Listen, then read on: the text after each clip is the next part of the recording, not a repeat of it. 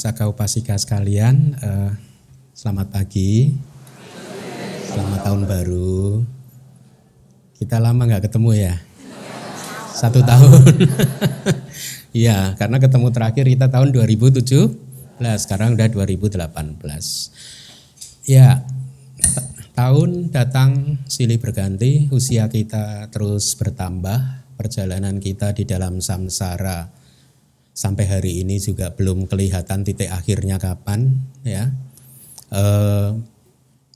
Saya tidak akan segan-segan untuk terus mengingatkan kepada Anda, ini perjalanan di dalam samsara ini, kehidupan kita yang kali ini bukan kehidupan kita yang pertama, dan jangan pernah berpikir ini adalah kehidupan kita yang terakhir. Selama kita belum mampu mencapai tingkat kesucian arahat, maka energi mental ini akan terus mencari tubuh yang baru, terlahir lagi, mati, terlahir lagi, mengulangi pelajaran yang sama lagi. Akan lebih bagus kalau kehidupan kita setelah ini mendapatkan kehidupan yang lebih baik dari kehidupan yang saat ini. Itu bagus. Tetapi jaminannya apa? Tidak ada yang bisa menjamin, satu, selain kita sudah menjadi seorang Arya Sotapanna minimal, ya. Kalau sudah menjadi Sotapanna sudah ada jaminan bahwa pintu kelahiran di alam yang bawah sudah tertutup. Kita tidak akan lagi terlahir di alam yang bawah. Tetapi selama kita belum menjadi seorang Arya, belum menjadi orang suci, maka kemungkinan untuk terlahir di neraka, alam hantu, alam asura, binatang itu masih terbuka. Ya, masih terbuka lebar. Kenapa? Karena kita masih belum berhasil menghancurkan kilesa-kilesa yang kasar, yang mempunyai kekuatan untuk bisa membawa kelahiran ke alam-alam tersebut. Kenapa kita belum bisa menghancurkan kilesa-kilesa yang kasar? Karena kita membuang setiap kehidupan itu dengan percuma, ya. Seringkali di dalam kehidupan kali ini saja, lihatlah berapa banyak waktu yang sudah kita buang begitu saja untuk melakukan hal-hal yang tidak ada manfaatnya. Berapa banyak? Kalau saya tanya, di dalam 1 hari 24 jam, di dalam 7 minggu 24 jam kali 7 140 tambah 28 168 jam, berapa jam Anda mendengarkan Dhamma Talk? 1 jam, 2 jam, berapa persen itu? Sisanya untuk apa? Chatting WA lebih banyak daripada mendengarkan Dhamma Talk. Ya. Nah, mendemonstrasikan hal yang simpel sederhana ini memberikan gambaran kepada kita betapa di dalam kehidupan ini kalau kita tidak bijaksana, tidak terampil di dalam mengelola waktu kita bisa membuang waktu kita begitu saja loh. Dan yang lebih bahaya lagi adalah waktu yang terbuang begitu saja itu tadi. Kalau itu adalah karma buruk, dia bisa mempunyai kekuatan untuk membawa kita ke kelahiran di alam-alam yang bawah. Bisa menjadi itu, ya.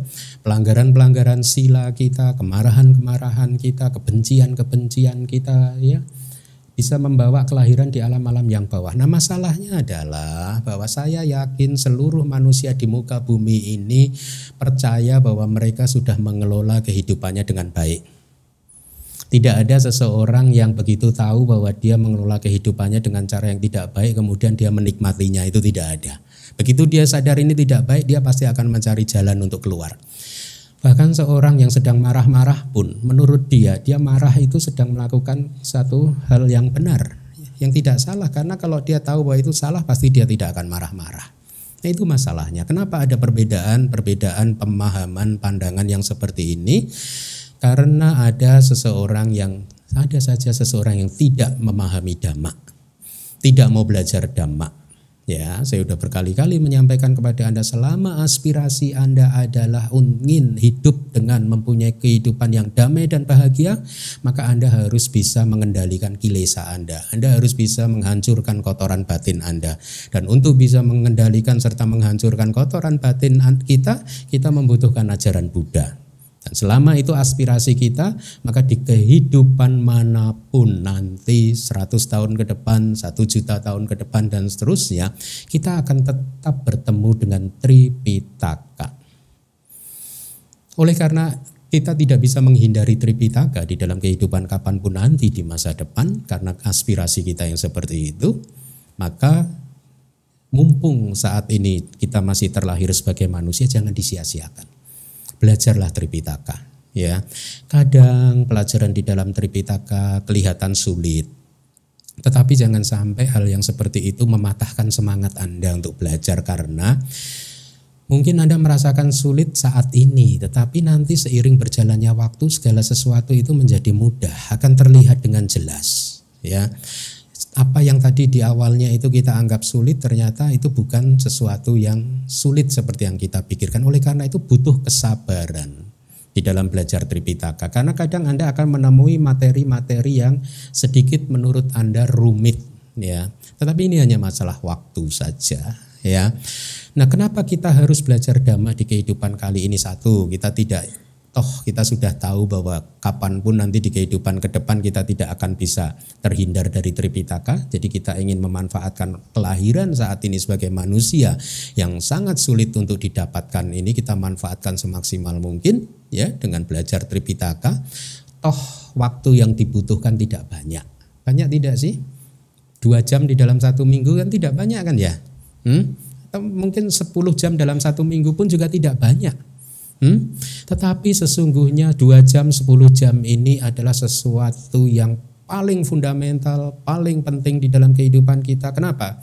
Karena 2 jam pengetahuan yang kita dapat dari 2 jam ini akan memberikan kita arah yang benar untuk bagaimana kita bisa mengelola kehidupan kita menuju ke arah yang baik. Jangan dikelola kehidupan kita ini hanya berdasarkan apa yang kita suka dan apa yang tidak kita suka. Karena apa yang kita suka dan apa yang tidak kita suka itu belum tentu itu adalah kebenaran. Oleh karena itu, karena kita masih putu jana, masih belum tercerahkan, kita harus bergantung pada ajaran Sama Sambuddha. Kita harus bergantung pada Sat Dhamma, Dhamma yang murni, Dhamma yang benar-benar benar gitu. Bukan dhamma yang berdasarkan pendapat pribadi, opini dan lain sebagainya. Nah, jadi itu pembukaan yang akan saya sampaikan. Jangan pernah putus asa belajar dhamma karena manfaatnya yang sangat luar biasa. Saya katakan luar biasa karena begitu Anda sudah merasakan dhamma, maka Anda akan langsung merasakan perubahan kualitas di dalam kehidupan Anda. Kita semua ingin bahagia, ya, tetapi lihatlah Anda sudah hidup sekian lama, 30, 40 tahun, 50 tahun atau lebih. Kebahagiaan yang kita cita-citakan di masa kecil kita ternyata bukanlah sesuatu yang mudah untuk kita dapatkan. Bahkan sampai hari ini kita masih meraba-raba bagaimana untuk membuat diri Anda ini bahagia. Kita sering putus asa, kenapa saya ingin bahagia tetapi kenyataannya kok saya tidak bahagia sampai hari ini. Saya sering kecewa di dalam kehidupan ini, saya sering mengalami kesedihan, depresi dan lain sebagainya di dalam kehidupan ini. Lalu apa yang salah? Yang salah adalah pemahaman kita belum benar. Kita belum mempunyai kebijaksanaan untuk memahami kehidupan ini dengan benar. Semua pandangan-pandangan yang salah tidak akan pernah bisa memberikan kedamaian hati dan kebahagiaan. Kalau Anda masih sering mengalami kesedihan, kilesa masih sering bisa muncul, itu artinya ya masih ada pemahaman yang belum sempurna tentang kehidupan ini. Lalu pertanyaannya berarti tidak ada kebahagiaan di dalam kehidupan ini, ya. Kebahagiaan ada, ya, kebahagiaan itu ada, tetapi ya segala sesuatu di alam semesta ini tunduk pada satu hukum, yaitu anicca, ketidakkekalan, ya. Tunduk pada hukum yang kedua yaitu dukkha, penderitaan, dan tunduk pada hukum yang ketiga yaitu bahwa segala sesuatu itu bukan diri, bukan roh. Tidak ada wujud kekal yang mengendalikan alam semesta ini. Dimanapun, tidak ada wujud yang kekal mengendalikan tubuh jasmani kita, batin kita dan lain sebagainya. Segala sesuatu itu muncul dan lenyap sesuai dengan hukumnya masing-masing. Tugas kita hanyalah mengembangkan, melatih kebijaksanaan kita untuk memahami kehidupan ini dengan benar, dengan tepat. Kalau kita tidak memahami kehidupan ini dengan benar, maka efeknya adalah stres, depresi, penderitaan. Kebahagiaan menjadi sesuatu yang mahal. Ya. Nah, di materi kali ini, di sutta kali ini sangat menarik. Ya, karena nanti akan Anda lihat bahwa ternyata selama ini Anda, kita keliru mencari kebahagiaan itu. Kita mencari kebahagiaan dengan berpikir bahwa saya harus bekerja keras mendapatkan dunia ini dan setelah itu akan bahagia, dan makanya itulah mengapa kita kemudian kecewa. Karena ternyata dunia tidak pernah bisa memberikan kebahagiaan yang stabil. Kebahagiaan yang kita dapatkan bukan sesuatu yang sifatnya stabil, artinya bukan sesuatu yang kokoh, muncul sebentar kemudian hilang lagi, muncul sebentar hilang lagi. Pada saat hilang kita menderita, kita kecewa. Pada saat kita mendapatkannya kita lupa diri. Ya, semua penderitaan, semua kekecewaan muncul karena kita sendiri yang salah mencari kebahagiaan, menggantungkan kebahagiaan pada sesuatu yang tidak stabil. Sesuatu yang tidak stabil itu apa? Alam semesta ini, semua di seluruh alam semesta ini tidak ada yang stabil. Sehingga kalau Anda mengejar kebahagiaan dengan mencoba untuk menggantungkan, berpikir bahwa kalau saya mendapatkan sesuatu yang saya inginkan maka saya akan bahagia selama-lamanya, Anda harus siap-siap untuk kecewa. Karena yang Anda cari, Anda kejar bukanlah sesuatu yang stabil. Tidak ada apapun di dalam alam semesta ini yang stabil. Semuanya itu keep on changing, berubah terus setiap saat. Menggantungkan kebahagiaan, kedamaian hati yang stabil pada hal-hal yang tidak stabil itu adalah kebodohan. Kalau Anda ingin menggantungkan, mencari kebahagiaan yang stabil, mencari kedamaian hati yang stabil, Anda harus mencari sesuatu yang stabil. Ya, yaitu nibbana. Nibbana baru bisa dicapai kalau kita memahami. Proses pertama adalah memahami kehidupan ini dengan baik. Setelah kita memahami kehidupan ini dengan baik, kemudian kita akan mulai tahu sebab kemunculan penderitaan ini apa, dan baru setelah itu kita akan bekerja keras untuk melenyapkan sebab-sebab yang bisa memunculkan penderitaan kita. Nah, mari kita masuk ke materi kita. Di sutta kali ini saya akan coba sampaikan kepada Anda khotbah dari Buddha tentang kenikmatan indriawi. Selama ini kita hidup mengejar kenikmatan indriawi, kepuasan-kepuasan indriawi, ya. Kita ingin bahagia dengan bergantung pada kenikmatan-kenikmatan indriawi. Padahal kenikmatan indriawi ini, ya, nanti dari sutta Anda akan tahu definisi dari kenikmatan indriawi itu ada dua. Yang pertama yang disebut kenikmatan indriawi itu adalah semua objek-objek yang menyenangkan. Objek-objek yang menurut kita bisa memberikan kepuasan-kepuasan indriawi, kenikmatan-kenikmatan indriawi. Suami Anda adalah objek yang bisa memberikan kenikmatan buat para istri. Istri Anda adalah objek yang masuk menjadi objek kenikmatan indriawi buat para suami. Anak-anak Anda juga bisa seperti itu. Mobil Anda, rumah Anda, semua objek-objek tersebut bisa jadi menjadi objek kenikmatan indriawi yang akan memberikan penderitaan kepada Anda kalau Anda tidak memahami ciri dan karakteristik dari objek-objek tersebut. Nah, lalu apakah kita harus menghancurkan semua objek-objek kenikmatan indriawi itu? Tidak. Yang harus kita pahami adalah, yang harus kita lakukan adalah memahami sifat-sifat dari kenikmatan indriawi tadi. Ciri karakteristik dari objek-objek tadi harus kita pahami supaya kita tidak kecewa, supaya kita tidak sedih, stres, depresi. Ya, itu definisi yang pertama. Jadi kenikmatan indriawi adalah objek buat kenikmatan indriawi kita. Ya, objek panca indera kita, objek pikiran-pikiran kita. Definisi yang kedua, kenikmatan indriawi adalah kilesa-kilesa kita yang senantiasa kehausan untuk mengejar dunia ini.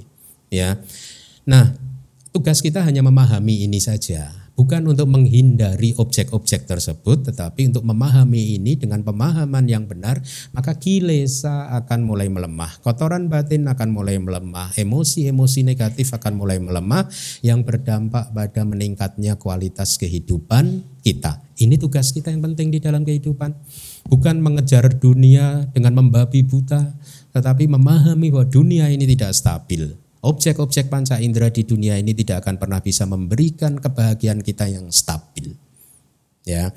Nah, Kama Sutta. Mari kita lihat. Saya akan meminta pengurus untuk membaca, silahkan. Kama Sutta. Ketika seorang manusia menyenangi kenikmatan indriawi, apabila hal tersebut berhasil untuk dia, tentu saja setelah mendapatkan apa yang diinginkan, dia menjadi senang di hati. Akan tetapi, ketika dipenuhi oleh nafsu indriawi, seorang yang dikuasai oleh nafsu, apabila kenikmatan-kenikmatan indriawi tersebut berkurang, maka dia menderita seperti seolah tertusuk sebuah anak panah, salawida. Seseorang yang menghindari kenikmatan indriawi, seperti kepala seekor ular dengan kaki-kaki. Dia awas atau sata dan mengatasi pelekatan di dunia ini. So imang wisatika. Ladang, tanah atau emas, lembu, budak, pembantu, perempuan, dan sanak saudara. Ketika seseorang yang serakah mengejar berbagai macam kenikmatan indriawi. Bahkan mereka yang lemah memperdayai dia. Kesulitan-kesulitan menghancurkannya. Selanjutnya, penderitaan memasukinya seperti air memasuki perahu yang retak atau terbelah. Oleh karena itu, selalu awas, sada sato. Seseorang hendaknya menjauhi kenikmatan-kenikmatan indriawi. Setelah meninggalkannya, dia menyeberangi banjir dan mencapai pantai seberang setelah mengeluarkan air dari dalam perahu. Kenikmatan indriawi, Sutta pertama selesai. Baik, terima kasih Yulia. Sutanya seperti itu. Bagi Anda yang ingin mendapatkannya, besok biasanya sudah diupload di website DBS. Anda bisa download dari sana ya. Kita akan lihat sekarang. Seperti yang tadi di awal saya katakan, kadang kalau kita belum terbiasa mempelajari sutta, bisa kalau berdasarkan teks kitab komentar kadang bisa terkesan sangat rumit ya. Tetapi jangan pernah putus asa ya. Saya dulu setiap kali belajar seperti ini semangat saya selalu tinggi. Kenapa? Karena saya sadar bahwa di dalam Sutta Pitaka ini ya, semua kalimat ini adalah kalimat yang dulu diucapkan oleh Buddha. Ya, sehingga saya sering berimajinasi bahwa pada saat saya membaca, saya seolah-olah sedang mendengarkan Buddha berkata-kata kepada saya. Imajinasi saja ya. Kemudian pada saat membaca kitab-kitab komentar, kadang kita bertemu dengan kalimat-kalimat Buddha, atau kalau tidak kemudian kita bertemu dengan kalimat-kalimat para arahat di masa lalu, kalimat-kalimat guru-guru Dhamma ribuan tahun yang lalu. Saya sering membayangkan bahwa saya sebagai seorang murid dari para arahat dan para guru di masa lalu yang sedang mendengarkan beliau sedang membicarakan sesuatu, mengajarkan sesuatu kepada saya. Nah, perilaku seperti ini, sikap seperti inilah yang saya ingin cobalah Anda kembangkan, bahwa apa yang Anda dengarkan tadi adalah kata-kata Buddha. Kemudian komentar-komentar ini adalah komentar yang ditulis oleh para guru di masa lalu yang sudah diterima di dalam konsili-konsili Buddhis, jadi dianggap sebagai satu kebenaran. Ya, mari kita lihat penjelasannya. Di kitab komentar ada pertanyaan, jadi sutta tadi itu apa asal mulanya? Ka upati bahasa Palinya ya. Asal mulanya itu bagaimana, kira-kira seperti itu ya. Jadi asal mula dari sutta tadi diceritakan bahwa ketika Begawan atau Bagawa tinggal di kota Sawati, seorang Brahmana tertentu berencana untuk bercocok tanam di sebuah ladang yang terletak di antara hutan Jeta di Sawati dan di pinggiran sungai Acirawati. Dan Brahmana tadi mempunyai niat, ya, saya akan menanam barley. Tahu ya barley ya? Itu seperti padi-padian. Katanya kalau di KBBI itu bijinya biasa dipakai untuk bahan pembuat bir dan whisky. Jangan senang. Ya. Nah, pada saat Brahmana tadi berpikiran dia ingin menanam tanaman barley tadi, kemudian pada saat itu Buddha atau Bagawan disertai dengan beberapa biku sangga sedang memasuki wilayah kota tersebut, ya, di wilayah di mana Brahmana tadi tinggal, untuk mengumpulkan derma makanan, berpindah patah. Ya.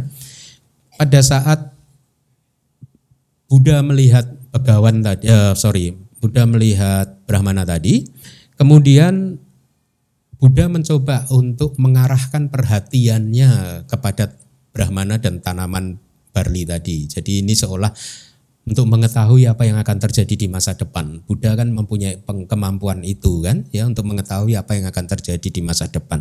Kalimatnya mengarahkan perhatian gitu. Jadi dan beliau kemudian melihat kenyataan yang akan terjadi di masa depan. Asa Brahmana saya wa winasi santi. Artinya apa? Bahwa tanaman dari Brahmana tadi, barli dari Brahmana tadi, ini akan mengalami kehancuran. Ya, beliau melihat kemungkinan ini di masa depan bahwa Brahmana ini akan sia-sia dengan usahanya untuk menanam barli. Tetapi apa yang dilakukan oleh Buddha? Kemudian Buddha mencoba untuk mengarahkan perhatiannya lagi, ya, pada apakah Brahmana ini mempunyai upanisaya sampati. Itu artinya di masa lalu apakah Brahmana ini sudah melakukan karma baik yang bisa menjadi pendukung yang sangat kuat untuk kemunculan maga dan pala. Jadi lihatlah, ya, Buddha saja mencoba untuk men-trace back arus batin Brahmana tadi, apakah di masa lalu dia ada karma baik yang bisa menjadi penopang yang sangat kuat supaya dia bisa menjadi seorang Arya di kehidupan kali ini. Pada saat membaca seperti ini maka kita harus merenungkan bahwa kita pun juga harus melakukan karma-karma yang bisa menjadi penopang yang sangat kuat untuk bisa memunculkan maga dan pala. Ya, salah satunya mendengarkan dhamma seperti ini itu bisa menjadi karma penopang yang sangat kuat, ya, di kehidupan kita di masa depan. Kalau kita tidak pernah mendengarkan dhamma, tidak pernah mendengarkan kebenaran, dan hidup ini dibiarkan dikelola sesuai dengan opini kita, rasa suka dan tidak suka kita, maka kita akan banyak kehilangan kesempatan, ya. Bertemu dengan Buddha pun juga tetap saja tidak bisa keluar dari samsara gitu. Di acara Pabaja kemarin saya bercerita, lihatlah kita ini adalah makhluk yang patut dikasihani. Kenapa patut dikasihani? Sampai dengan kemunculan Buddha Gautama di badak kapak ini, kapak yang besar ini, sudah muncul 27 Buddha. Buddha yang terakhir nanti adalah Buddha Meteha yang ke-28, ini terakhir sebelum bumi ini hancur. Dan 27 Buddha yang pernah bertemu, yang sudah pernah muncul di alam semesta ini, tidak satu pun kita pernah berhadap-hadapan muka. Kok Bante tahu kalau kita nggak pernah ketemu Buddha? Ya, buktinya kita masih hari ini masih mengembara aja, melakukan kesalahan yang sama aja, kilesa masih meledak-ledak saja. Tapi kan nggak jaminan, mungkin di masa lalu kan saya pernah ketemu, iya, pernah bertemu Buddha mungkin Anda, tapi mungkin seperti Upaka. Ada seorang pemuda pertapa, wanderer, pertapa pengembara yang bernama Upaka. Pada saat Buddha mencapai penerangan sempurna, ya, hari itu dia ingin mengajar kepada Pancawagya. Di perjalanan menuju untuk menemui Pancawagya, di tengah perjalanan beliau bertemu dengan seorang pertapa pengembara yang bernama Upaka. Ya, jadi sering saya berpikir sebenarnya kalau Upaka ini adalah orang yang sensitif, ya, dia akan mencapai pencerahan di saat itu. Kenapa? Karena beliau bertemu dengan seorang sama Sambuddha yang fresh from the oven. Baru saja mencapai penerangan sempurna, masih seger loh. Ya. Tapi apa yang terjadi? Upaka kan sempat terpukau kan dengan penampilan Buddha Gautama kan. Kamu siapa gitu ditanya kan, terpukau dengan penampilannya. Dijawab, saya adalah sama Sambuddha, seorang yang tercerahkan dengan sempurna karena usaha sendiri gitu. Apa jawaban Upaka? Bagus. Dia menyia-nyiakan kesempatan itu untuk menjadi murid beliau. Ya, akhirnya hilang kesempatannya. Nah, mungkin kita di masa lalu seperti itu mungkin. Ya, apapun artinya sudah 27 Buddha loh, kita masih sengsara kayak gini. Ini kan udah membuktikan bahwa kita ini memang benar-benar patut dikasihani. Ya, nah kembali lagi, Buddha kemudian mencoba mengarahkan apakah Brahmana ini mempunyai karma baik di masa lalu yang bisa menjadi penyokong yang sangat kuat. Kemudian beliau melihat bahwa ya Brahmana ini memiliki penopang yang sangat kuat gitu untuk menjadi seorang Sotapanna. untuk pencapaian buah sotapati maga, jadi seorang sotapana. Tetapi kemudian kembali lagi Buddha mengarahkan perhatiannya lagi, bertanya di dalam hati, kapan dia akan mencapainya? Ya. Dan setelah itu beliau melihat bahwa ternyata dia akan bisa mencapai sotapati pala hanya setelah tanamannya hancur. Ya. Ketika dia dikuasai oleh kesedihan, soka abhibuto, dan telah mendengarkan Dhammadesana dari Buddha. Artinya apa? Saat ini belum waktunya. Jadi kalau dipaksa pun oleh Buddha malah akan merusak tanam, istilahnya bibit tadi akan kemungkinan tidak ada di kitab komentar, tapi tidak akan berbuah kalau dipaksa sekarang pun. Ya, kenapa? Kemudian beliau merenung begini, apabila saya mendekati Brahmana itu pada waktu itu, pada saat itu, ya, pada waktu, maksudnya pada waktu tanamannya hancur, ya, maka dia tidak akan menganggap atau menghargai nasihat saya.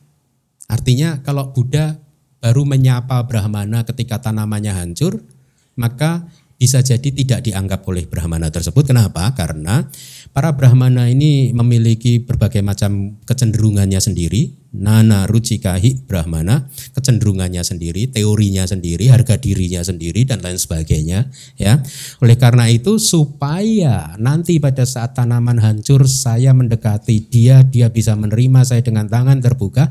Mulai saat ini saya mulai harus melembutkan hati Brahmana itu sendiri. Bijaksana kan? Ya, tidak langsung to the point. Jangan ditanam lah, percuma. Ntar juga kamu tanam tuh wasting time saja. Ya, hancur juga enggak. Ya, beliau lihat momennya enggak pas, beliau tahan. Dan kalau tidak dilakukan sejak sekarang ini didekati Brahmana tersebut, maka pada saat Brahmana tadi nantinya tanamannya hancur, dia sedih, didekati oleh Buddha juga percuma. Karena harga dirinya tadi, ya punya banyak kecenderungan sendiri tadi. Oleh karena itu dengan bijaksana Buddha mulai membuka pintu pelan-pelan. Saya harus datangi dia sekarang. Ya, tujuannya adalah, ya, oleh karena itu kalau dari kitab komentar, mulai sekarang saya akan menolong dia supaya hatinya menjadi lunak, muduk cita, dan mau mendengarkan nasihatku. Ya, kemudian Buddha di sini sedang mempersiapkan sejak awal, ya. Kemudian Buddha mendekati Brahmana tadi dan bertanya, apa yang kamu lakukan Brahmana? Ya, yang kemudian Brahmananya berpikir, Pertapa Gotama ini kan ucca kulina itu kan dari silsilah yang luhur gitu ya, dari keluarga yang mulia kelahirannya gitu. Menyapa saya dengan ramah gitu ya. Kemudian dia merasa berbesar hati bahwa seorang yang dari keluarga yang luhur mulia pun sudah mendatangi dia dan menyapa, hatinya tiba-tiba menjadi tadi lunak, ya, membuka diri, seketika menjadi senang kepada Begawan dan berkata, saya sedang mencangkul ladang Tuan Gotama karena saya akan menanam barley. Itu percakapan awal yang terjadi. Ya, lihat urut-urutannya bagaimana Buddha dengan sangat bijaksana sekali, tidak artinya bijaksana sekali, bersabar untuk menunggu saat yang tepat untuk melakukan sesuatu, ya. Kemudian pada saat itu Sariputta, yang Arya Sariputta juga berada di dalam rombongan, berpikir, Begawan menyapa Brahmana dengan ramah. Tathagata biasanya tidak melakukan hal demikian tanpa sebab dan tanpa kondisi, ya. Jadi dengan berpikir demikian, Sariputta berpikir pasti ada sebab dan kondisi yang baik sehingga Begawan seperti itu. Karena beliau adalah orang bijaksana, maka meskipun beliau belum tahu apa sebab dan kondisinya itu, beliau memutuskan, baiklah, saya pun hendaknya memperlakukan dia atau Brahmana tadi dengan ramah. Beliau kemudian mendekati Brahmana dan memperlakukannya dengan keramahan yang sama. Ya. Demikian pula dengan Mahamoggallana Thera dan 80 Mahasawaka lainnya. Mahasawaka, Maha itu besar, Sawaka itu para murid yang besar, ya, yang mempunyai keunggulan di bidangnya masing-masing. Disapa demikian oleh Buddha, Sariputta dan Moggallana serta 80 Mahasawaka, Brahmana menjadi senang hatinya, ya. Dan singkat cerita pada suatu hari berlalu, Ketika Brahmana tadi akhirnya tetap menanam tanaman barli, ketika tanaman telah tumbuh dengan baik, setelah menyelesaikan makannya, ya, ketika pulang dari Sawati menuju ke Jetawana, Buddha menepi di jalan, berhenti sebentar, mendekati Brahmana dan berkata, Brahmana, ladang kamu sangat indah. Padahal Buddha sudah melihat nih kenyataannya nanti akan hancur juga. Ini beliau sedang mempersiapkan Brahmananya supaya dia terbuka dan bisa menerima ajaran Buddha nanti akhirnya. Ya, ladang kamu sangat indah, benar, sangat indah Tuan Gautama, jawab Brahmana. Apabila nanti berhasil panennya, saya akan membagikannya kepada Anda, Tuan.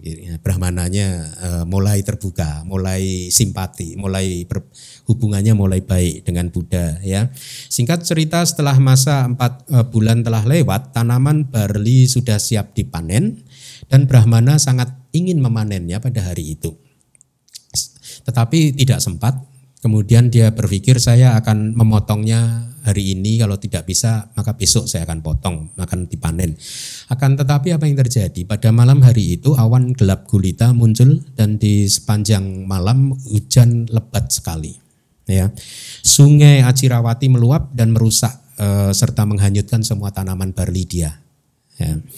Sepanjang malam hati Brahmana sangat terganggu. Di pagi hari ketika dia pergi ke pinggir sungai Acirawati dan melihat tanamannya hancur, dia sangat sedih. Dia berkata, saya telah hancur, hidup saya telah habis ini. Ya. Sekarang bagaimana saya harus menjalani hidup? Dini hari itu, ya, Buddha mencermati.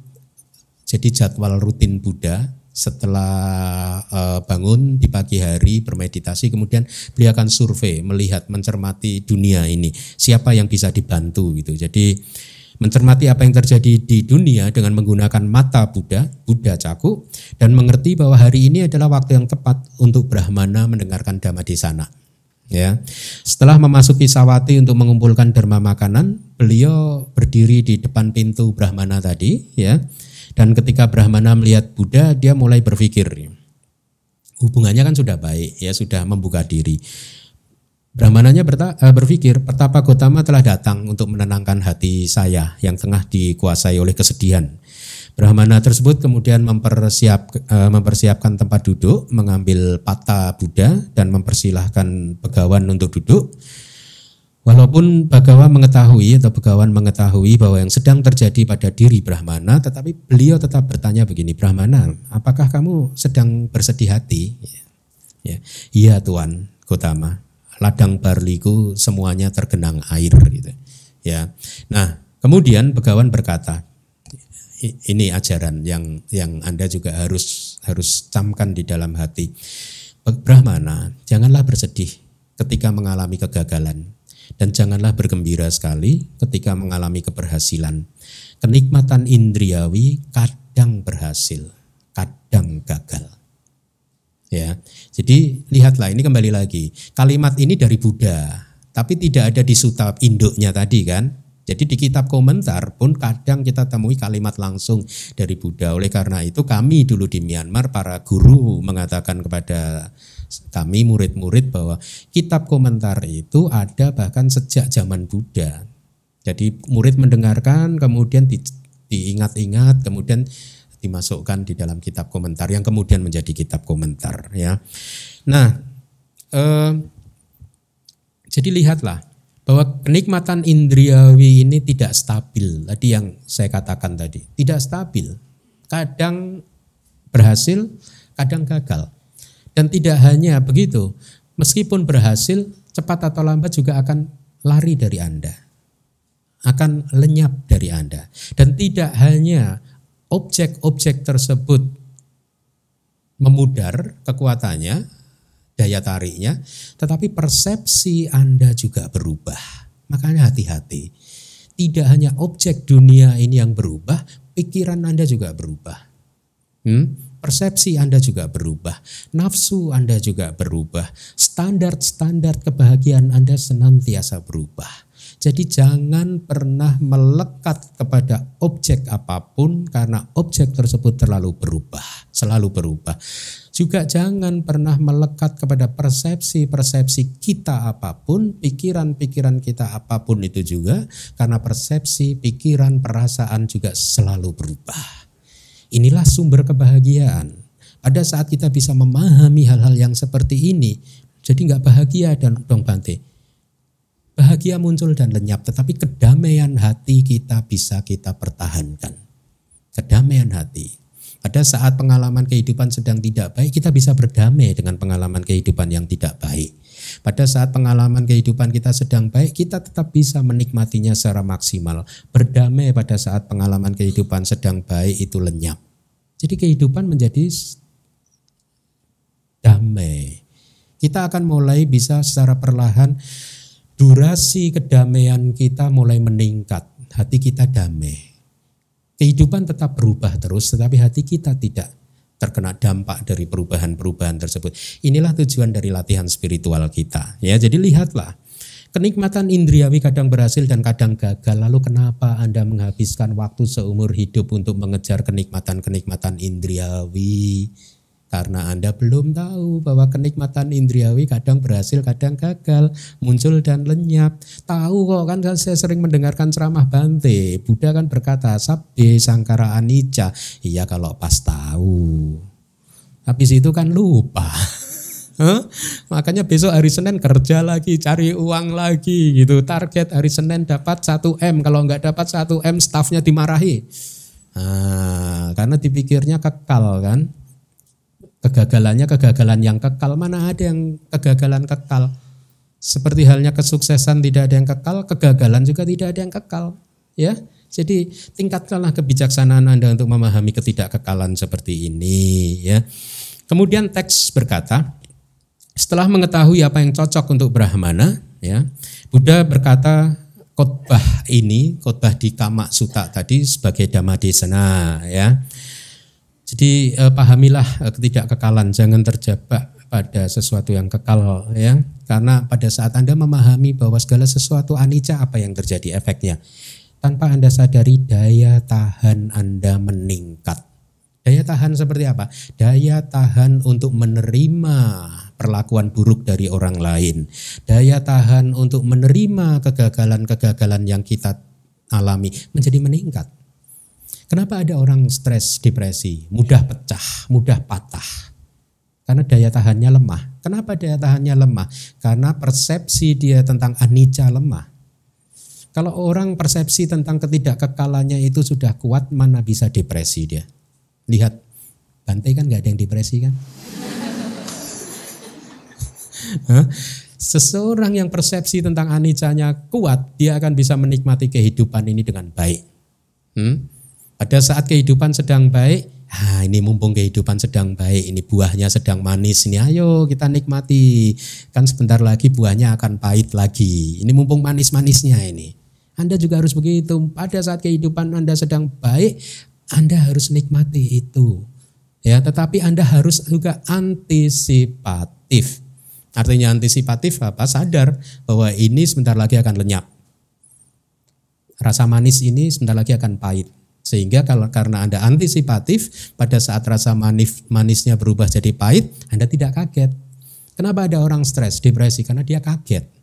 Tadinya manis kok tiba-tiba pahit. Dia tidak well informed. Tidak paham. Dia nggak pernah dengar kelas Pariyati Sasana di hari Minggu di DBS ini. Ya. Nah, kalau Anda kan nggak pernah stres kan? Siapa yang pernah stres di sini? Mari kita lanjutkan. Akan menjadi semakin menarik.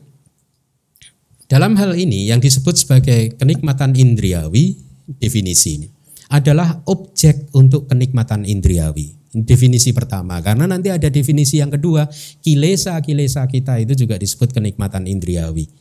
Kalau kita memahaminya dari bahasa Indonesianya, kenikmatan indriawi sepertinya aneh, tetapi sebenarnya cukup Anda pahami kenikmatan indriawi ini adalah terjemahan dari bahasa Pali yang disebut kama. K-A-M-A. A pertama panjang, ada garis lurus di atasnya, kama. Itu bisa kita terjemahkan jadi kenikmatan indriawi, kepuasan indriawi, kesenangan terhadap indriawi kita. Tetapi makna dari kama itu sesungguhnya dua. Yang pertama adalah objek-objek untuk kenikmatan indriawi. Objek yang menyenangkan, yang kita anggap menyenangkan. Itu disebut kama juga. Yang kedua, kilesa kita juga disebut kama juga. Ya. Nah, kita akan masuk ke definisi yang pertama dulu. Jadi kenikmatan indriawi atau kama adalah objek untuk kenikmatan indriawi yang seperti apa objeknya? Objek bentuk, itu artinya objek buat mata kita. Saya ini kan objek bentuk Anda saya saat ini. Menarik enggak? Kalau enggak menarik, keluar. Ya, objek bentuk yang menarik hati kita. Ya, objek bentuk itu objek mata istilah. Nanti suara yang menarik hati kita itu juga kenikmatan indriawi. Objek hidung, bau, aroma yang menarik hati kita, parfum favorit Anda itu juga kenikmatan indriawi. Cita rasa makanan, minuman yang menempel di lidah Anda itu juga kenikmatan indriawi. Sentuhan-sentuhan, suami disentuh istri, istri disentuh suami. Istri, kalau Anda disentuh suami itu kenikmatan indriawi tidak? Dulu Bante. Sekarang udah enggak, Bang. Nah, itu objek ya, objek kenikmatan indriawi. Ada kalimat yang termasuk di dalam dhamma di 3 tingkatan, itu kalimat terakhir. Dhamma di 3 tingkatan itu artinya segala sesuatu di 3 tingkatan alam. 3 tingkatan alam itu apa? Alam-alam lingkup indriawi.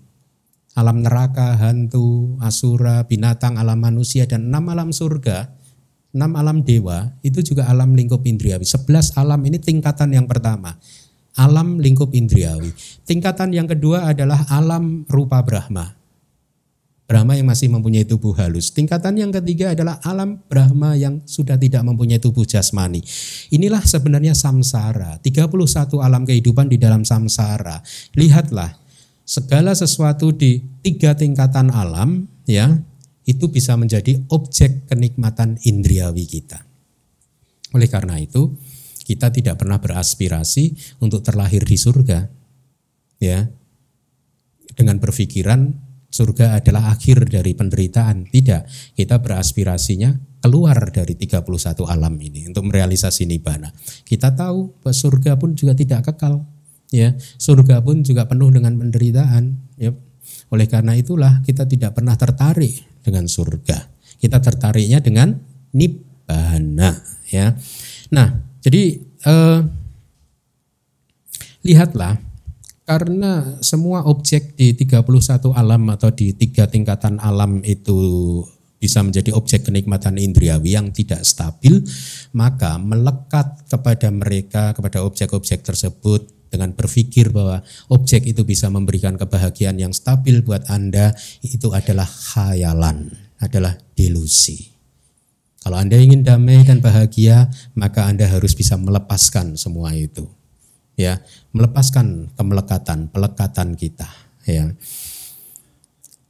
Tadi ada kalimat di sutta, ketika seorang manusia menyenangi kenikmatan indriawi, apabila hal tersebut berhasil untuk dia, nah itu maksudnya artinya pada saat seseorang menyenangi objek tadi, mengharapkan objek-objek tadi berhasil didapatkan, ya, maka suttanya kemudian melanjutkan dengan tentu saja setelah mendapatkan apa yang diinginkan dia menjadi senang di hati, wajar. Kita pun juga begitu. Ya, tetapi sebenarnya tidak ada salahnya pada saat mendapatkan hal tersebut kita menikmatinya, senang di hati, tidak ada masalah selama kita tahu bahwa ini adalah tidak kekal, antisipatif. Bahwa cepat atau lambat objek-objek ini akan lenyap, persepsi saya akan berubah, nafsu saya perasaan akan berubah dan seterusnya. Maka ada kebijaksanaan menikmati objek-objek tersebut dengan penuh kebijaksanaan karena kita paham bahwa semuanya adalah anicca. Itu yang harus kita lakukan, ya. Kemudian kalimat tentu saja dia menjadi senang di hati, artinya dia pasti menjadi bergembira, ya, setelah mendapatkan, ya, seorang manusia, itu artinya di sini sebenarnya berlaku untuk semua makhluk, tidak terbatas pada manusia saja, jadi bisa dirubah. Ketika setiap makhluk siapapun itu juga menyenangi kenikmatan indriawi, apabila hal tersebut berhasil untuk dia, tentu saja setelah mendapatkan apa yang diinginkan, dia menjadi senang di hati, gitu ya. Ini penjelasan dari kitab komentar dari Sutanya, kurang begitu lengkap. Ya, oleh karena itu kemudian saya mencoba mencari dari Mahani Desa Pali, karena ternyata ini teknologi sekarang ini sangat membantu bahkan kami para anggota sangga.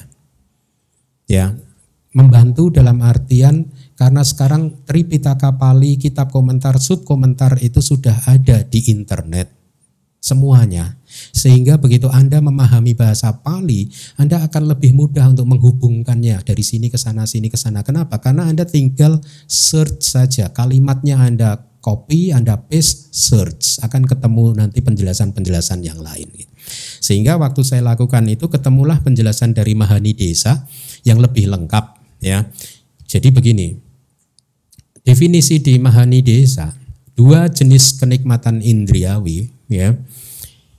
Yang pertama adalah tadi objek-objek kenikmatan indriawi itu sendiri, tadi sudah kita bahas. Tapi yang kedua adalah kotoran-kotoran batin kenikmatan indriawi. Apa maksudnya itu? Mari kita lihat lebih jauh lagi dari kitab tadi, dari kitab yang berbeda. Yang dimaksud dengan objek-objek kenikmatan indriawi itu objek-objek bentuk yang memesona. Bukan mempesona ternyata KBB itu, memesona, ya. Manapika rupa, suara-suara yang memesona, ganda-ganda, ganda itu bau, ya, yang memesona, rasa-rasa yang memesona. Lihat, ganda-ganda yang memesona, bahasa Palinya ganda itu juga ganda juga loh. Makanya saya ambil aja biar mirip gitu. Kemudian rasa-rasa yang memesona, bahasa Palinya rasa juga rasa, sama. Karena kita dulu negeri Buddhis kan ya. Objek-objek sentuhan yang memesona, manapika potaba, ya. Jadi itu objek-objek kenikmatan indriawi. Apalagi kemudian didetailkan lagi spray zaman dulu lah udah mulai. Anda kalau beli spray baru terus tidur, wah enak ya spray yang ini. Nah, itu kenikmatan indriawi. Ya. Mantel, budak-budak wanita atau laki-laki, kambing, biri-biri, ayam, apapun. Ladang, kebun, emas, kepingan, emas lantakan, desa, kota, niaga, dan seterusnya. Ya, apapun objek yang menyenangkan itulah yang disebut sebagai objek-objek kenikmatan indriawi. Apapun itu di 3 alam, 3 tingkatan alam di samsara ini. Objek-objek tersebut yang mempesona adalah masuk di dalam definisi kama, objek kenikmatan indriawi. Salah tidak? Tidak salah. Lalu salahnya bagaimana? Kalau Anda melekat, baru salah. Dia adalah asal mula dari penderitaan. Ya, jadi nggak apa-apa. Berarti jadi orang kaya salah? Enggak salah. Justru umat Buddha harus kaya. Kalau nggak kaya, bantainya makan apa nanti?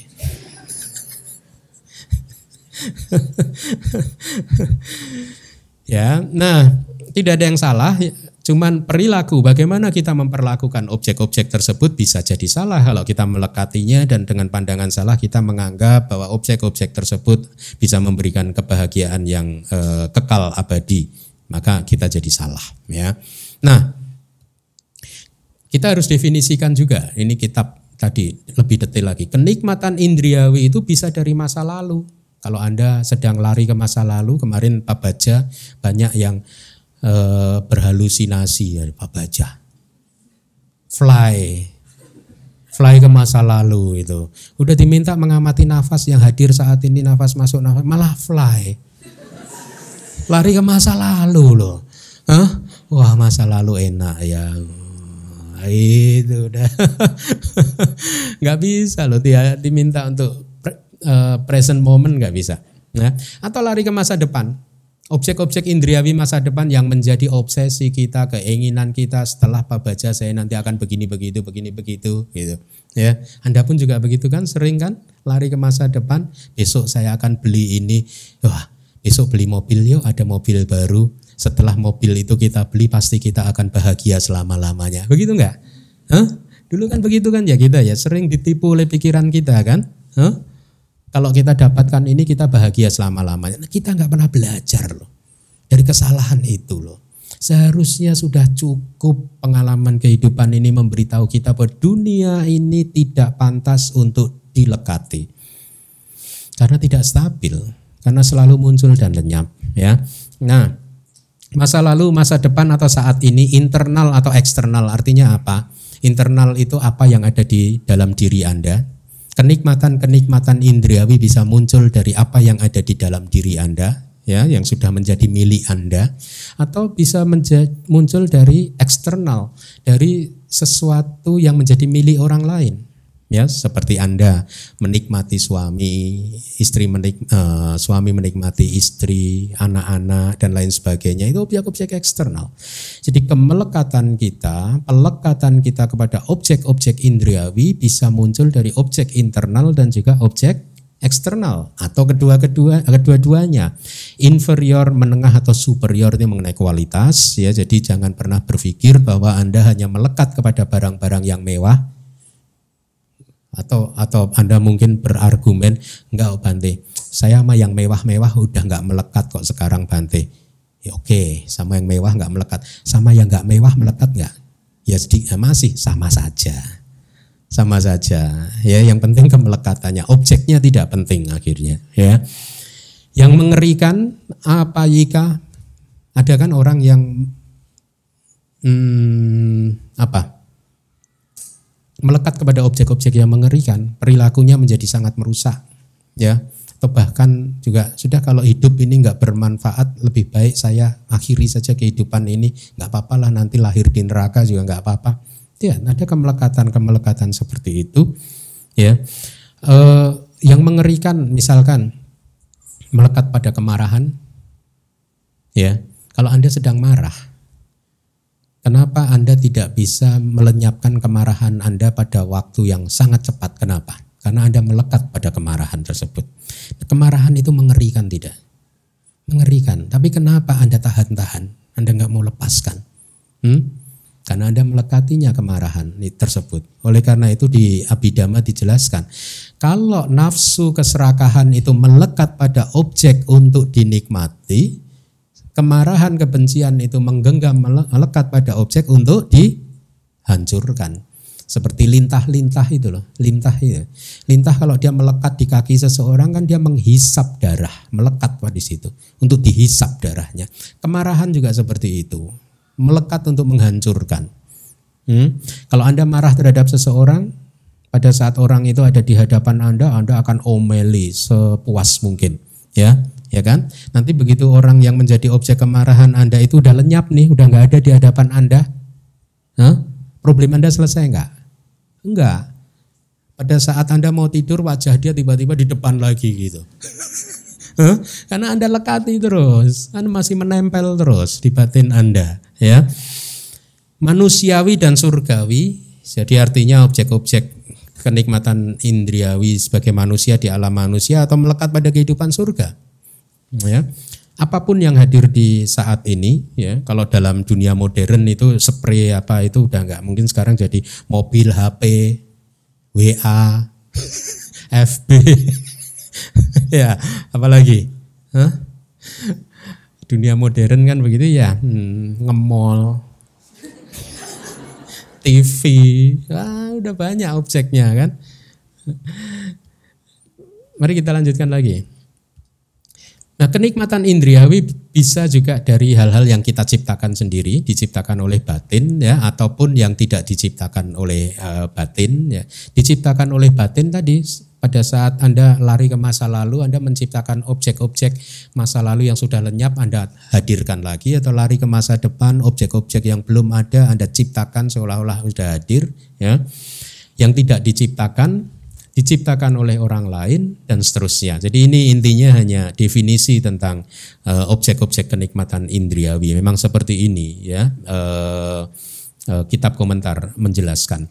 Yang diciptakan oleh batin itu muncul dari khayalan, obsesi, harapan, sementara yang tidak diciptakan oleh batin itu bukan khayalan. Artinya objeknya ada benar-benar, ya. Nah, bahkan semua dhamma yang berada dalam lingkup indriawi, ya. Itu alam-alam yang tadi sudah saya sebutkan, alam Brahma, materi halus dan non materi yang menjadi landasan untuk nafsu keinginan atau kehausan, tanha, atau yang menjadi objek nafsu keinginan, ya. Kenikmatan indriawi dalam artian yang disenangi, yang memikat, yang memabukkan, inilah yang dikatakan sebagai objek-objek kenikmatan indriawi yang kita lekati. Itu akan menjadi masalah. Kalau tidak kita lekati, maka itu tidak akan menjadi sumber penderitaan. Selanjutnya, apa saja yang termasuk dalam kotoran batin kenikmatan indriawi? Nah, ini yang definisi yang kedua. Definisi yang pertama kan tadi kan kenikmatan indriawi adalah objek-objek untuk kenikmatan indriawi kita kan, objek-objek yang memesona, menyenangkan hati kita. Definisi yang kedua adalah kotoran batin, yaitu kenikmatan indriawi dalam artian hasrat-hasrat kita, ya, nafsu-nafsu ragawi kita. Hasrat dan nafsu ragawi, jadi ini dikombinasi. Pikiran kita yang melekat kepada sesuatu, nafsu ragawi, pikiran yang penuh dengan nafsu ragawi. Ya, jadi itu kilesa-kilesa. Apapun hasrat indriawi untuk kenikmatan indriawi, nafsu ragawi, kesenangan dalam menikmati kenikmatan indriawi, nafsu indriawi, cinta Anda, kobaran nafsu Anda, tergila-gila pada saat Anda tergila-gila pada sesuatu, ya. Kemudian pelekatan Anda terhadap kenikmatan indriawi, banjir kenikmatan indriawi, ini istilah teknis, istilah abhidhamma. Ikatan kenikmatan indriawi juga istilah abhidhamma. Genggaman kenikmatan indriawi, rintangan batin yang disebut hasrat indriawi, ini semua juga merupakan kategori dari kama, kenikmatan indriawi. Semua kotoran batin kita, ya. Apabila hal tersebut berhasil untuk dia, yang dimaksud dengan hal tersebut adalah objek-objek kenikmatan indriawi, yaitu objek-objek bentuk yang mempesona dan seterusnya. Artinya objek itu berhasil didapatkan, maka kita bahagia, ya.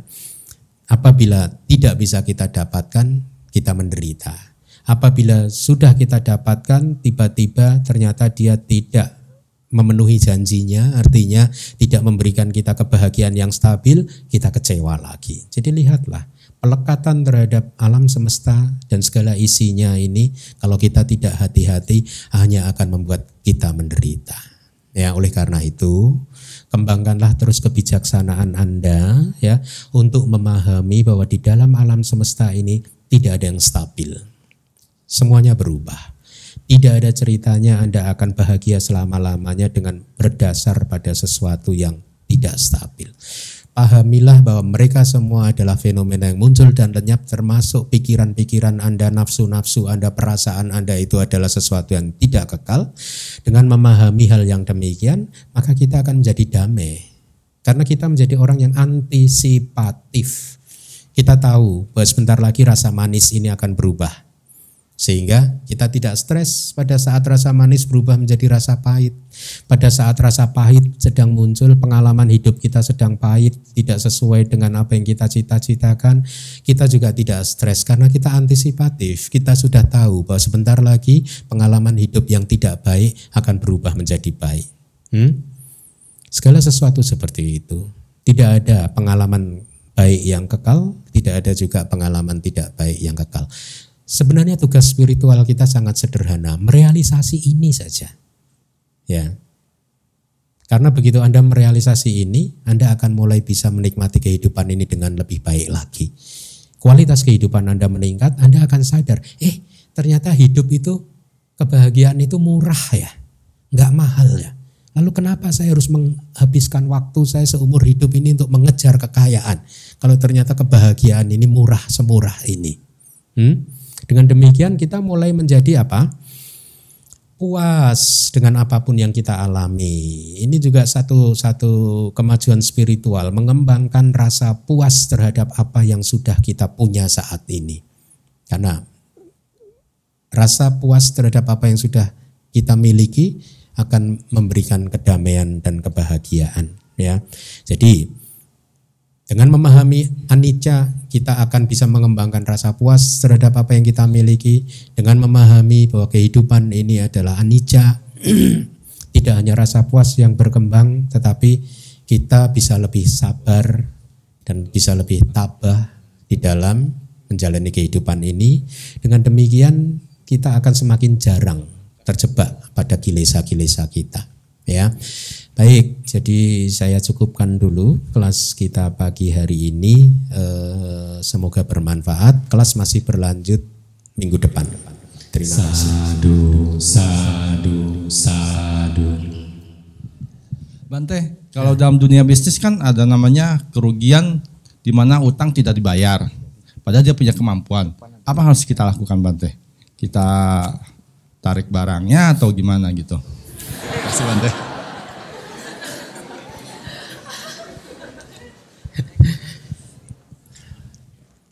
Pertama-tama, selamat, Anda sudah merealisasi dhamma, bahwa di dalam kehidupan ini kadang untung, kadang rugi. Ya, selamat. Udah jadi sotapana belum? Ini memang begitu kehidupan, ya. Kadang kita untung banyak, kita kadang rugi.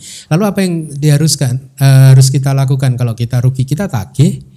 Ya, tetapi memang saya sadar tidak semudah seperti yang dibicarakan. Menagih tanpa emosi. Bagaimana itu menagih tanpa emosi? Gimana dong Bante kalau kita tagih pelan, aduh tolong dong. Kan dia kan gini, ya nggak apa-apa mungkin dengan kata-kata keras.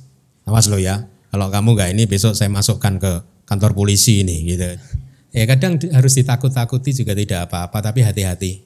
Kilesa harus dikendalikan karena efek dari kilesa itu kalau berbuah lebih mahal dari besar uang yang dibawa lari orang tersebut.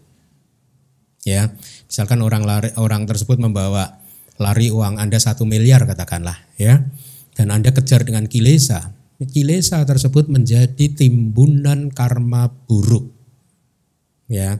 Dan apabila karma buruk ini berbuah, skenarionya 2. Kalau karma buruk marah-marah, benci ini berbuah menjadi kesadaran penyambung kelahiran kembali, maka dia akan memunculkan kelahiran di alam bawah. Neraka, hantu, asura, jin, setan, alam binatang. Dan sekali kita masuk ke alam bawah, akan sulit buat kita untuk keluar di alam atas, terlahir di alam atas. Ya, kenapa? Karena syarat dan kondisi untuk terlahir di alam atas seringkali tidak terpenuhi pada saat makhluk itu terlahir di alam bawah. Oleh karena itulah Buddha memberikan contoh seseorang yang tidak perhatian, artinya lalai, ya, kemudian terlahir di alam yang bawah. Untuk dia bisa terlahir di alam yang atas itu jauh lebih sulit dibandingkan. Buddha kemudian memberi ilustrasi seperti ini. Ada seekor kura-kura buta. Kura-kura buta ini hidup di dasar samudra. Kemudian di samudra yang deras ombaknya, ya besar ombaknya, di permukaan air samudra terdapat satu lingkaran gitu ya, kecil ya, yang terombang-ambing oleh angin barat lari ke timur, oleh angin timur lari ke barat, oleh angin utara, angin selatan dan seterusnya. Jadi bergerak terus. Kura-kura yang buta yang hidup di dasar samudra tadi mendapat kesempatan 100 tahun sekali untuk naik ke permukaan, untuk berjuang, untuk memasukkan kepalanya di lingkaran tadi.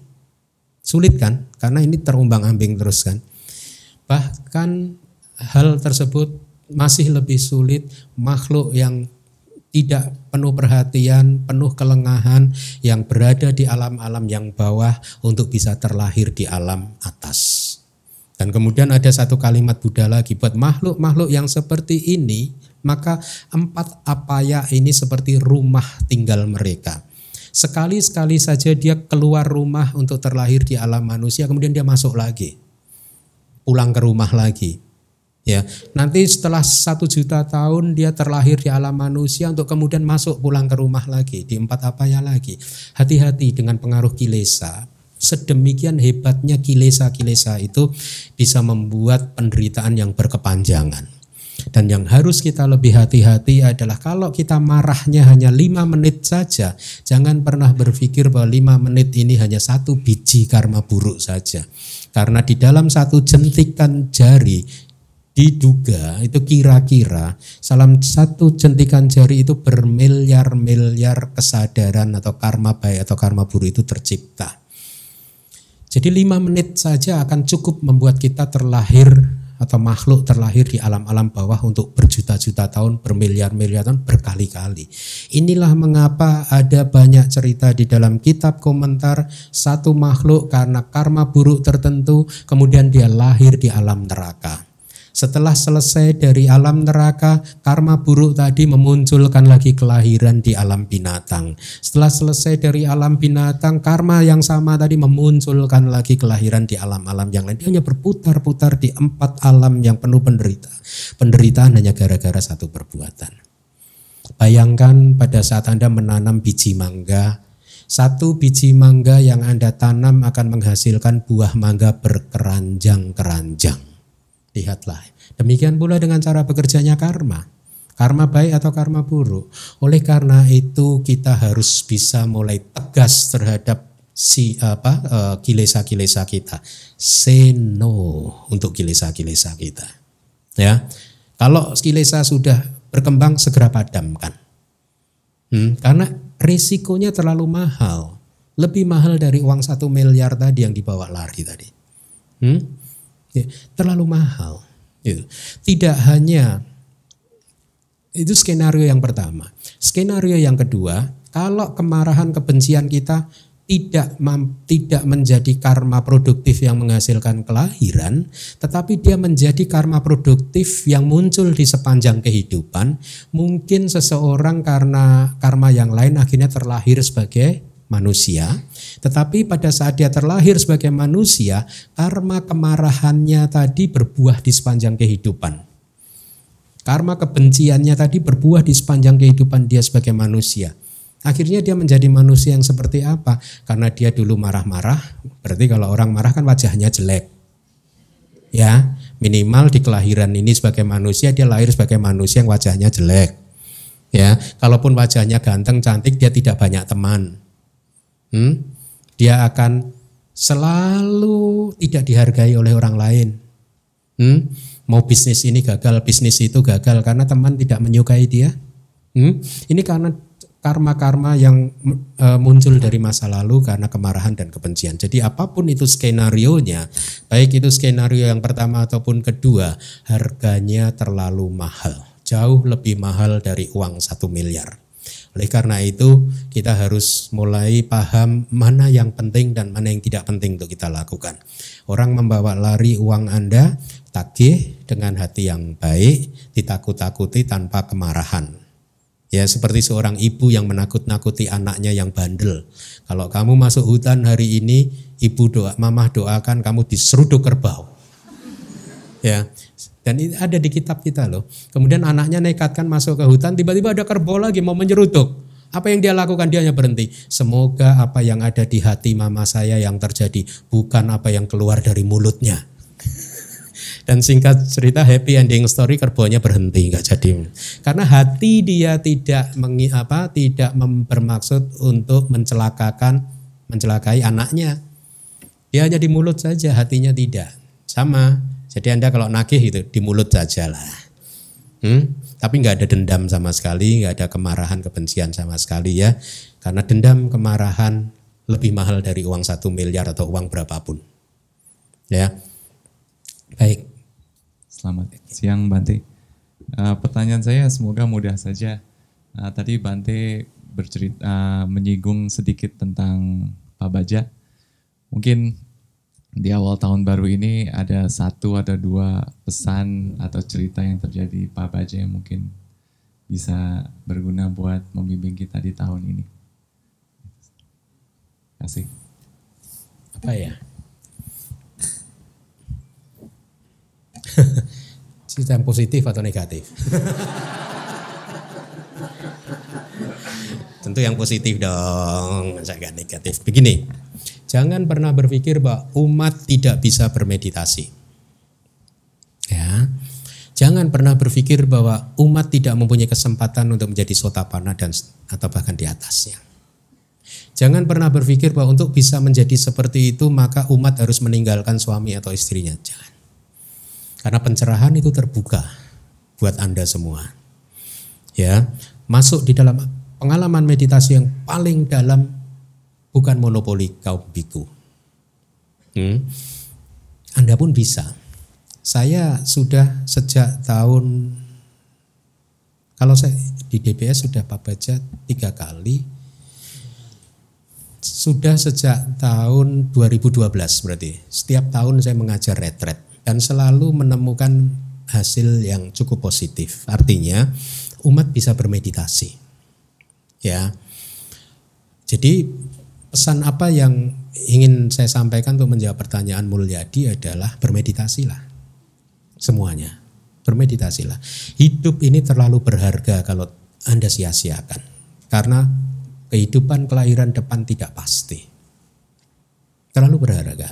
Anda sudah bertemu dengan Tripitaka, sudah bertemu dengan kondisi yang bagus untuk bermeditasi, bermeditasilah. Ya, saya nggak pernah bermeditasi, bisa nggak latih dari sekarang? Kesempatan itu masih ada. Ya, nanti akhir tahun ikut Pak Baja. 1 tahun ini dipersiapkan.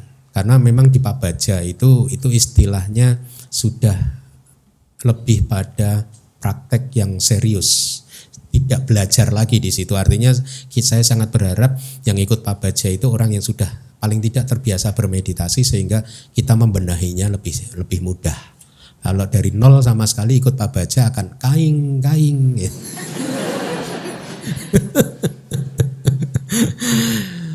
Ya. Satu itu pesan saya, cerita dari Pak Baja, Anda bisa bermeditasi, Anda bisa bermeditasi. Ya, ini bukan kata-kata kosong loh. Setiap tahun saya bertemu dengan seseorang yang meditasinya bagus dalam mengajar meditasi ini. Ya, cerita yang kedua apa? Apa sih?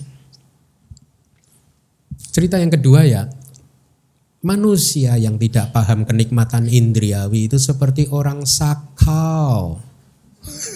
Ini cerita dari Pak Baja. Sakau, tahu ya sakau ya? Ini dari murid Pak Baja loh yang memberi, bukan saya loh. Saya nggak tahu tadinya katain, sumpah nggak tahu saya. Ini peserta Pak Baja yang memberi saya. Sakau Bante gitu. Tanha itu adalah rasa haus. Arti dari tanha yang sering Anda pahami sebagai nafsu keinginan itu lebih tepat rasa haus.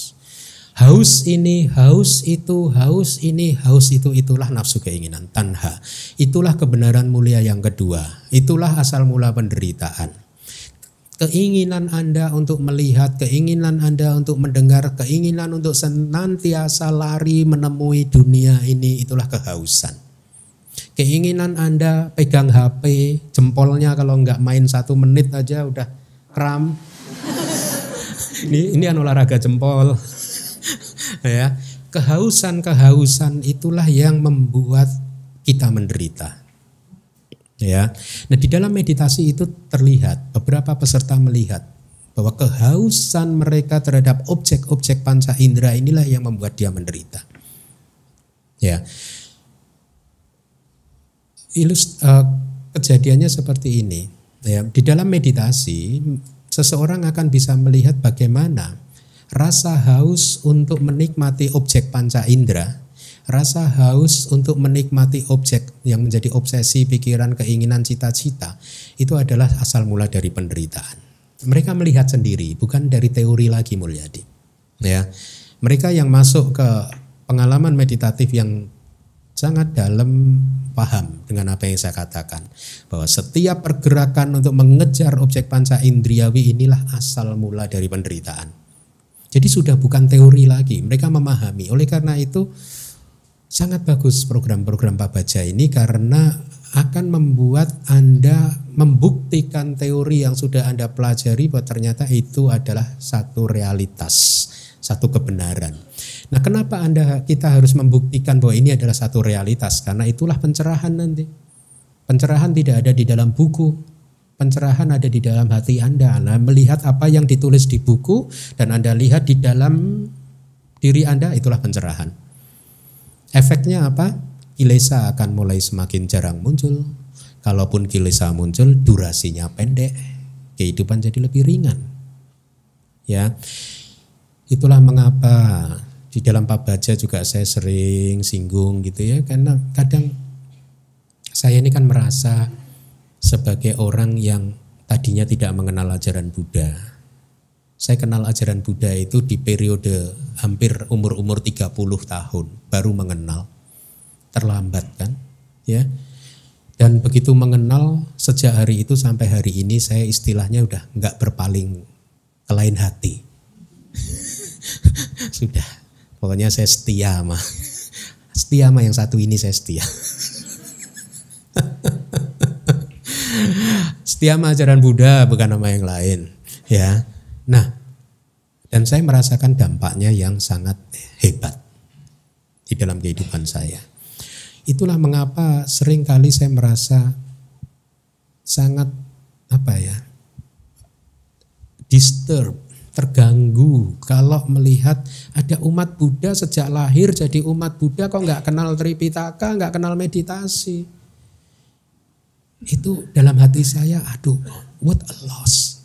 Anda rugi. Ini ajaran luar biasa.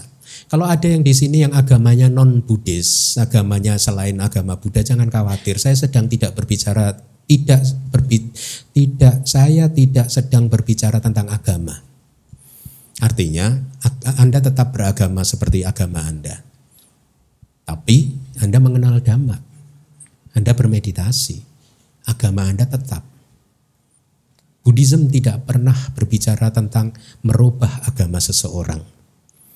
Buddhism berbicara tentang merubah cara pandang seseorang. Ya. Jadi jangan khawatir, saya tidak sedang berbicara agama, ya. Nah, dampaknya luar biasa.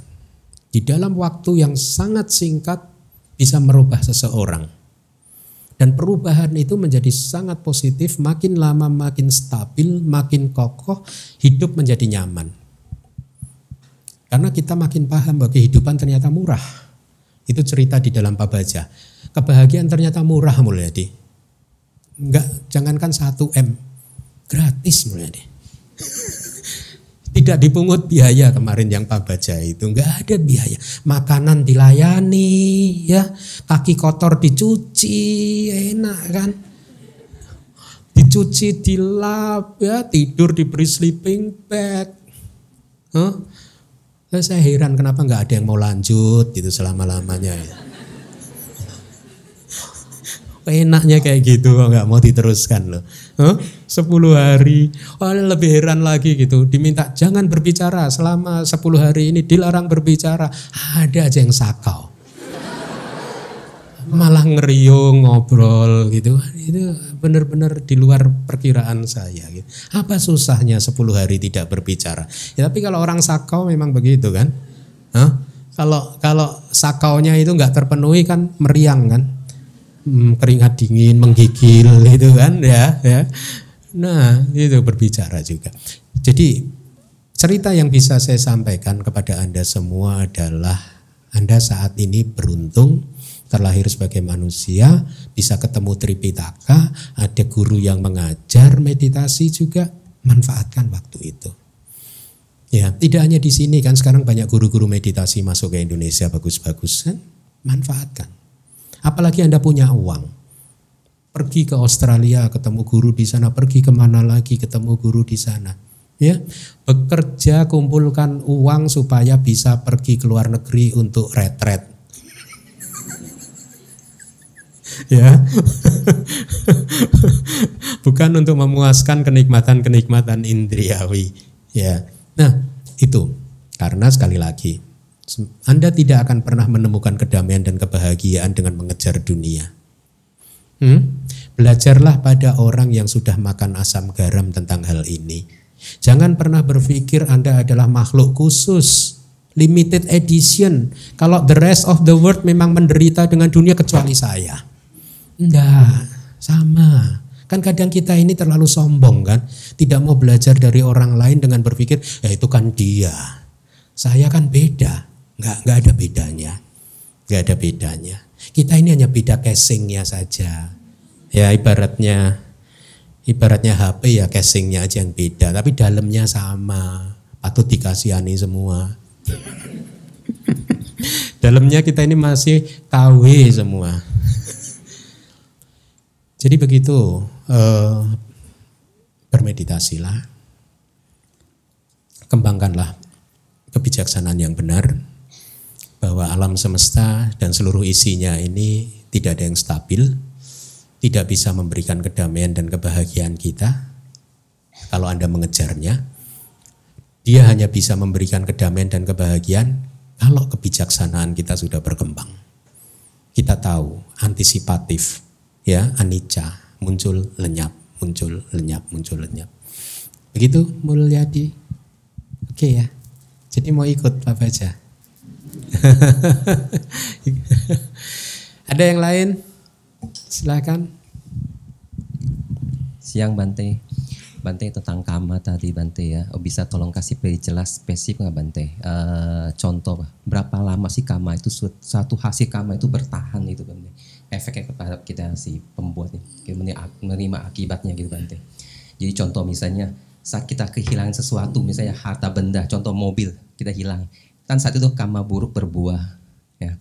Saat kita rasakan, oh kama buruk sedang berbuah, tapi kita karena punya kemampuan kita beli lagi atau ganti asuransi, seakan itu akibatnya hilang, sudah selesai. Bagaimana bagaimana kalau karma buruk itu berbuah pada efek yang lebih panjang lagi, misalnya lebih sulit buat kita atasi, misalnya contoh kegagalan bisnis. Sekali berbuah kan akibat panjang sekali, kita mau betulin kita mau rapikan kembali itu sangat lama sekali gitu Bante. Jadi maksud saya bagaimana karma itu bisa kita selesaikan secepat mungkin buat itu hilang, sudah kita selesaikan karma buruk ini gitu Bante. Makasih Bante. Syaratnya yang sudah hilang jangan ditahan, diambil lagi. Artinya begini, kadang manusia itu pada saat mengalami sesuatu, katakanlah sesuatu yang buruk, ya, dia seperti seolah-olah menghentikan saat tersebut, ya, dan kemudian ini dianggap sebagai satu kenyataan yang berlangsung lama. Sebenarnya kalau Anda berpikir bahwa ini berlangsung lama, itu hanya ada di khayalan Anda. Ya, jadi seolah-olah pengalaman kayak Anda nonton film, tiba-tiba di menit ke-10 Anda pause, berhenti filmnya di situ, padahal filmnya harusnya berputar terus. Sudah berputar sampai ke menit 15, 20, tapi Anda pause di menit ke-10 dan Anda hidup di situ. Paham? Itu yang membuat Anda seolah-olah menghentikan kehidupan dan kemudian berkhayal, menganggap ini sebagai satu realitas, tapi efeknya nyata. Ya, padahal itu khayalan, tapi efeknya nyata. Karena memang sifat pikiran itu adalah pada saat pikiran kita memikirkan gambar yang bagus, kita bahagia. Pada saat memikirkan gambar yang tidak bagus, kita menderita. Nah, kebanyakan manusia tidak skillful enough untuk merubah gambar yang tidak baik menjadi gambar yang baik. Nah, kalau kita belajar Dhamma, kita jadi terampil. Pada saat gambar tidak baik, kita segera lepaskan supaya dia berlangsung terus dengan apa adanya gitu ya. Nah, sekarang mari kita lihat. Pada saat Anda mengalami karma buruk, ya tadi apa? Tadi contohnya mobil hilang, kemudian diganti asuransi, berarti berbalik lagi. Anda salah fokus. Karma buruk tidak muncul dari mobil hilang atau mobil kembali lagi. Buah dari karma buruk adalah kesadaran yang melihat mobilnya hilang. Hati. Buah karma buruk adanya di hati. Mobil tadi hanyalah media untuk mematangkan karma kita. Tapi buah karma kita sebenarnya ada di pikiran, ada di hati kita. Kesadaran. Kalau Anda fokus pada mobil yang hilang, memang seolah-olah lama. Salah fokus. Kalau Anda fokusnya ke hati kita, mobil hilang. Iya, tadi sedih, sekarang sudah nggak sedih lagi. Mobilnya belum kembali. Sekarang udah nggak sedih. Makan masih enak, tidur masih enak, ya enggak? Ya.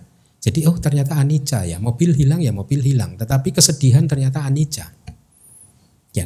Jadi jangan fokus pada apa yang disebut konsep. Mobil itu hanya konsep, rumah konsep, istri konsep, suami konsep, dia bukan realitas. Realitas itu adalah apa yang ada di hati kita, apa yang mengalami, apa yang dirasakan pada saat mobil hilang.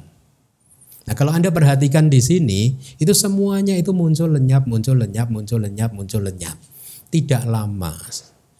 Oleh karena itulah kalau kita itu adalah orang yang terampil untuk melepas, tidak digenggam tadi, di pause, di freeze gitu. Lepas, hidup jadi nyaman. Kalau Anda adalah seorang server itu apa? Peselancar. Kalau Anda seorang peselancar, Anda suka dengan danau yang tenang enggak? Anda suka dengan samudra yang ombaknya besar enggak? Senang kan? Semakin ombaknya besar naik, ciayo, turun ciayo, naik lagi ciayo.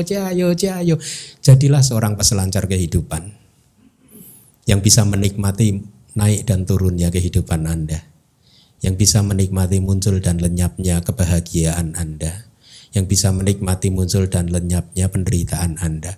Semakin berat masalah Anda, ya, ciayo, makin tinggi ombaknya. Lihat.